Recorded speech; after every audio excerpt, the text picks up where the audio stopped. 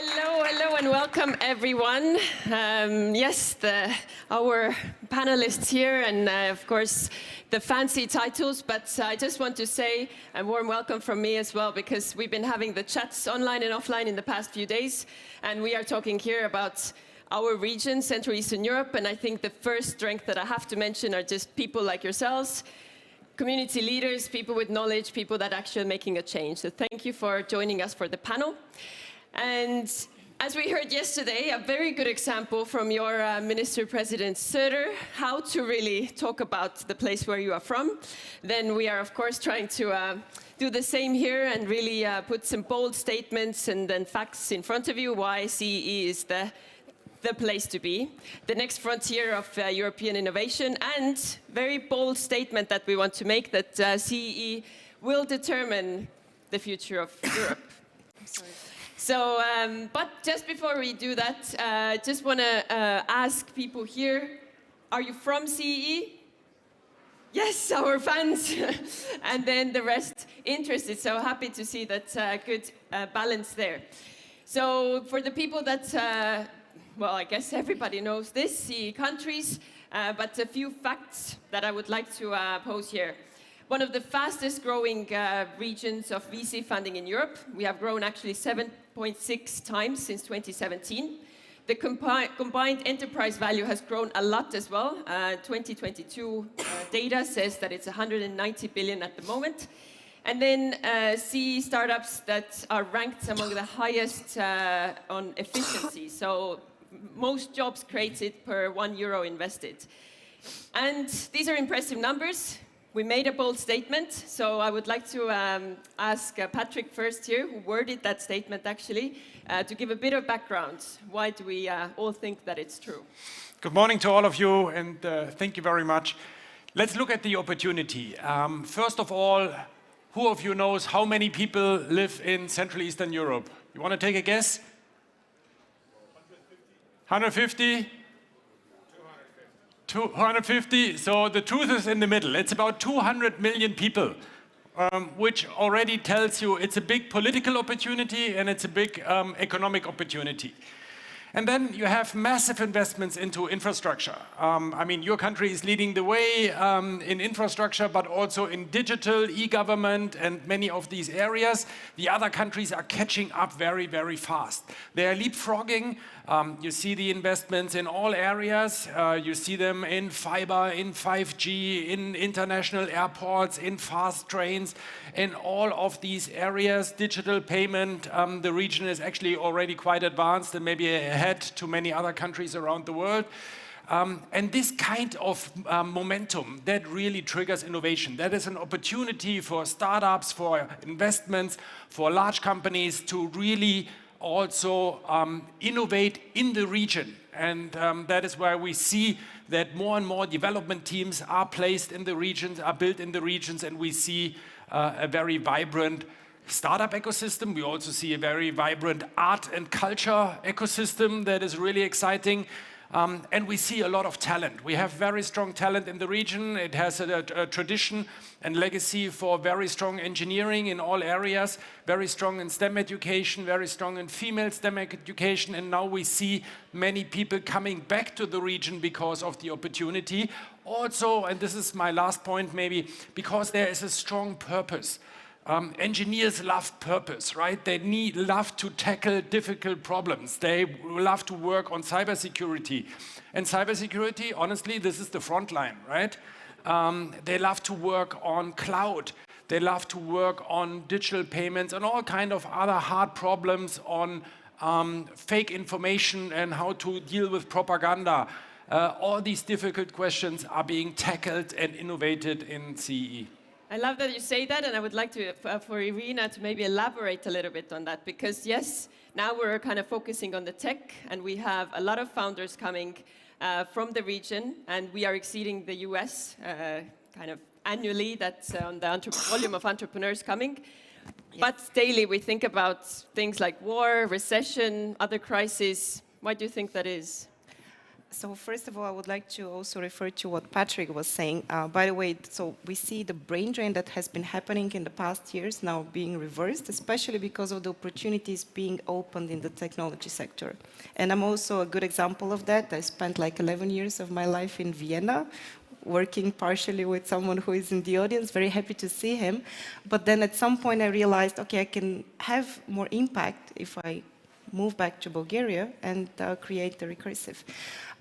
Maybe what I would like to share is that we see from the data that founders of tech companies, startup founders, are much more resilient in Eastern Europe. Why? Because they have been struggling with the crisis for many years. The crisis is the normal for us.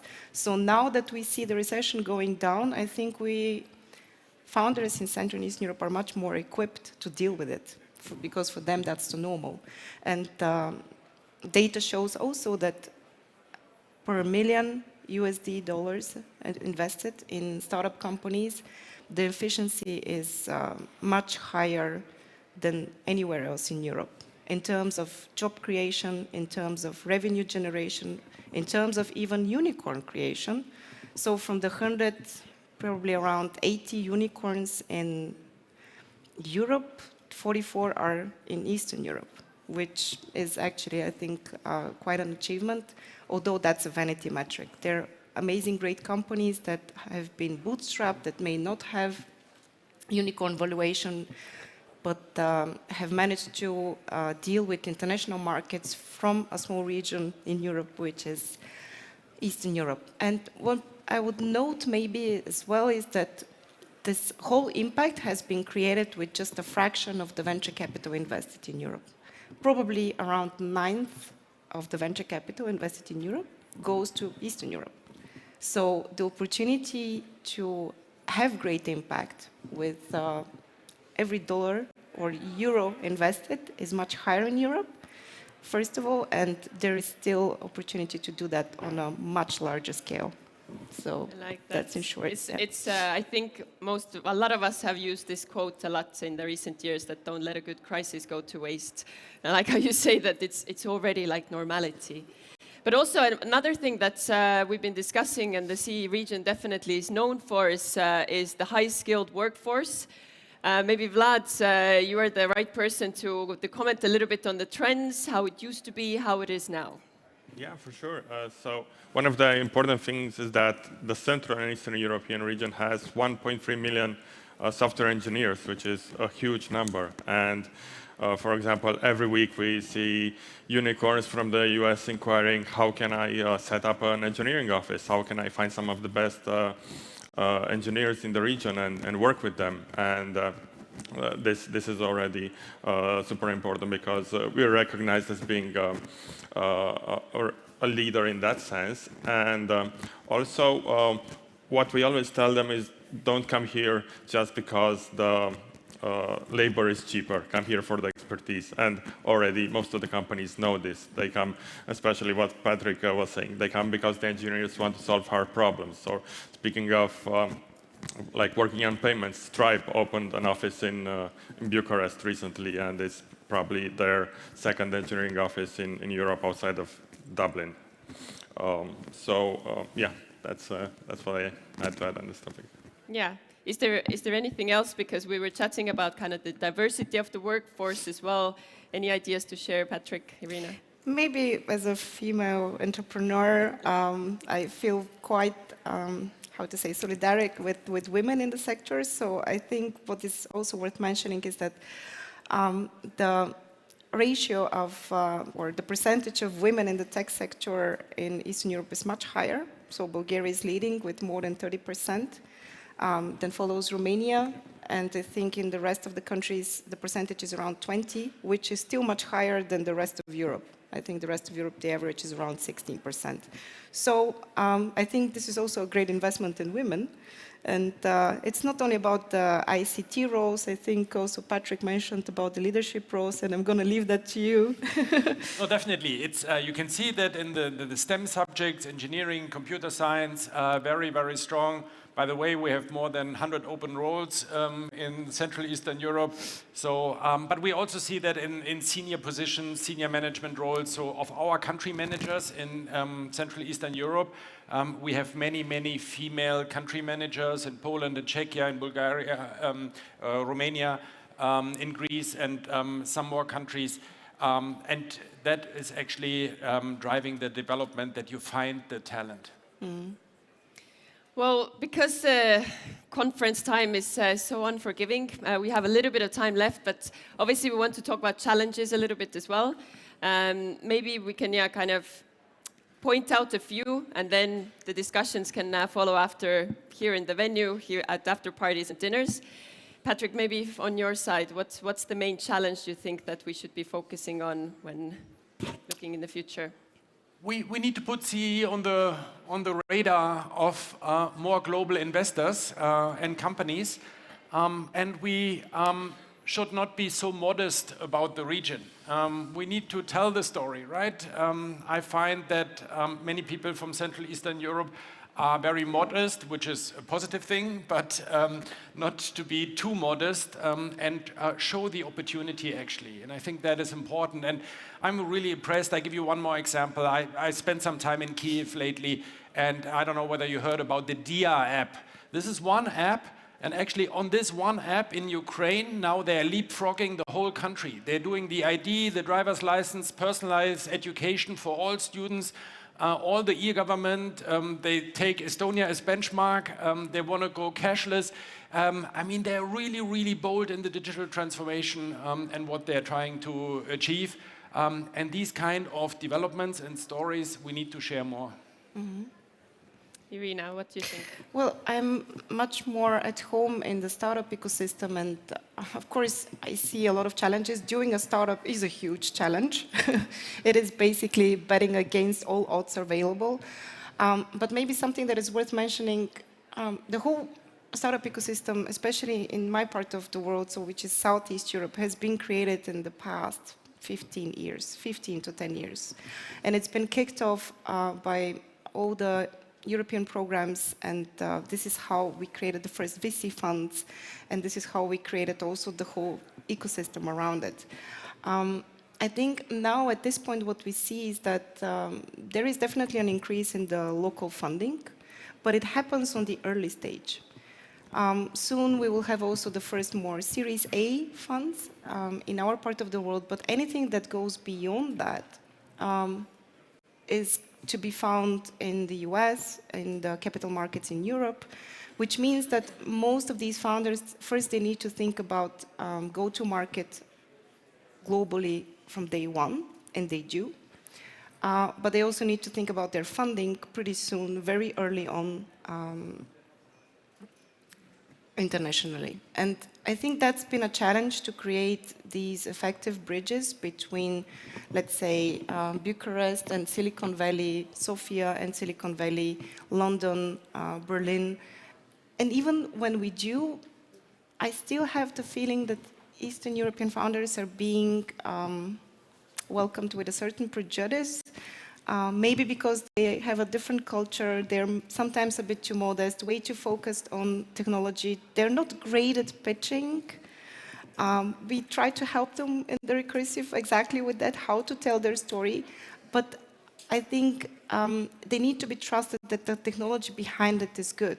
And some of the funds, the smart ones, like Early Bird, for instance, they have recognized that. And they have invested very early on in UiPath, which then later on become the first unicorn in Romania, the first decacorn in our region, and it was this huge success story. And I think if you don't want to have these companies in your anti-portfolio, I would suggest that you develop maybe a different attitude to founders in our part of the world who might not be as great in pitching as Americans, but they have invested a lot in great products, unlike Americans.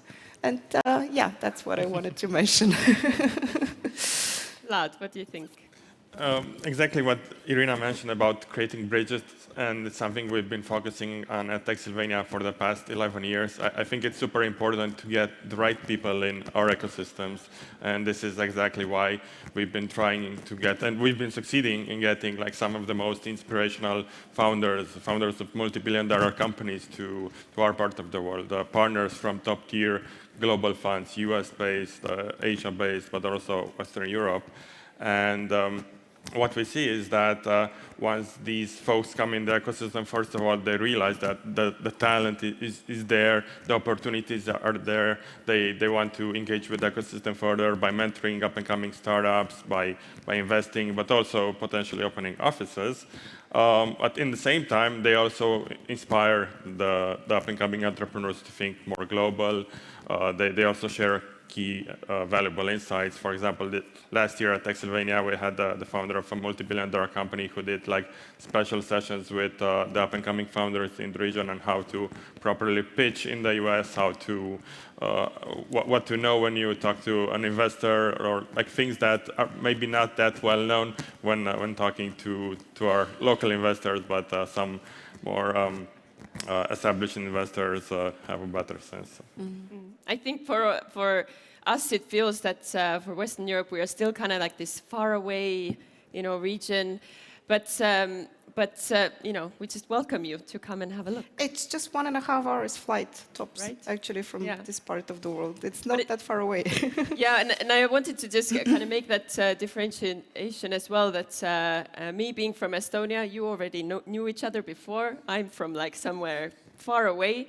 But one thing that maybe is a big challenge is because we are so many different countries with different cultures, maybe similar history, but still the languages, the culture, the people, they just need to kind of with each other find this kind of common platform as well to work together, right? And I think this is happening. I'm sorry for interrupting you. I think this is happening. We see more and more international initiatives which are trying to bring infrastructure, technology product together, like the 3C initiative.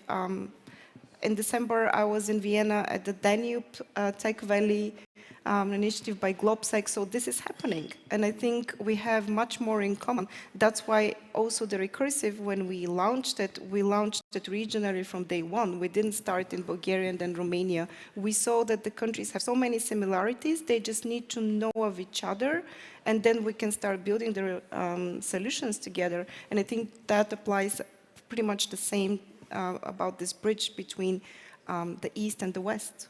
Yeah.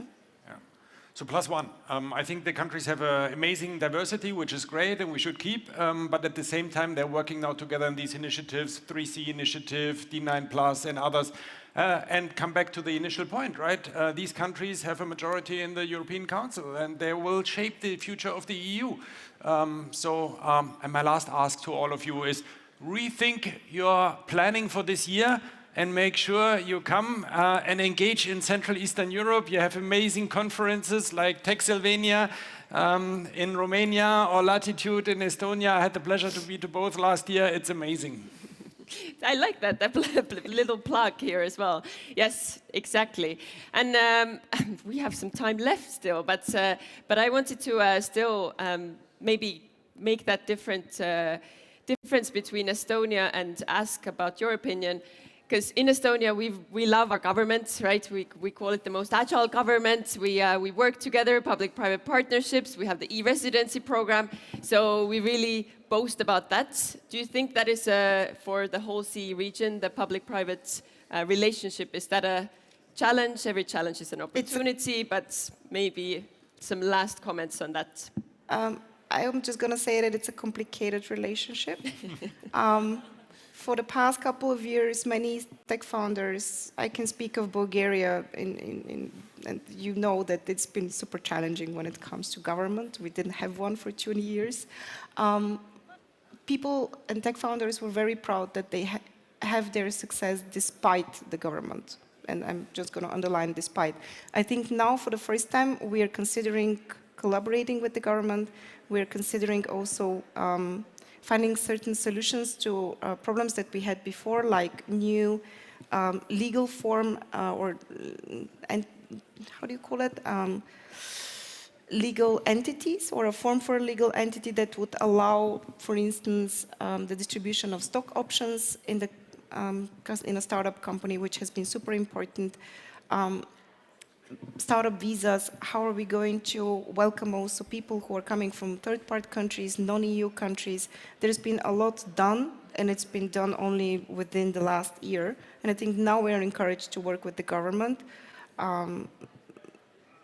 And I think we should definitely ask for more. Yeah. But history is history. We are a bit more reserved, and it will take time until we overcome that. And I hope that one day we will have strategies which are being developed with a bit more holistic perspective, like you do in Estonia, like you do in Bavaria. We are great examples, and I think we can learn here from you.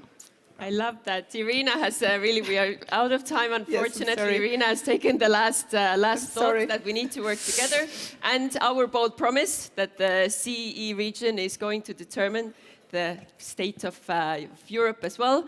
To summarize quickly, we talked about founder resilience, we talked about the kind of tech talent, the great potential that we have there. So yes, we invite you all to come and take a look, visit us, and come and talk to us. And get in touch. Further. We can definitely help you with introductions to other relevant people. I think we're quite well connected there already. Exactly. Thank you very much. Thank you. Thank you.